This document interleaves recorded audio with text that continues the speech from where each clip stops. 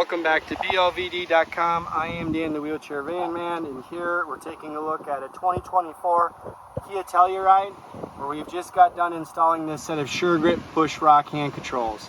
This is a mechanical design, so we do have a rod going down for both our brake as well as a rod going down for our accelerator. If we did opt to go with an electronic version, we would still have our brake rod coming down.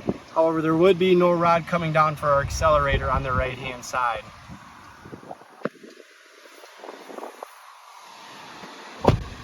Once in, I'm about 6'1". The steering wheel has been positioned up at a higher position, therefore we got plenty of leg room down below. Again, to do my brake, I'm going to push this lever towards the dash for my brake.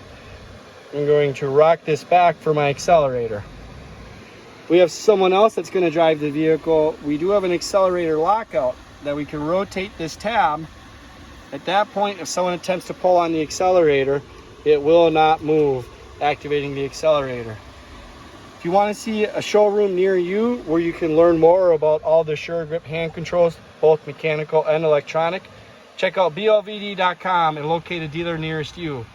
If you have questions or comments or need help in locating a dealer, leave your information below, and boulevard.com is happy to help.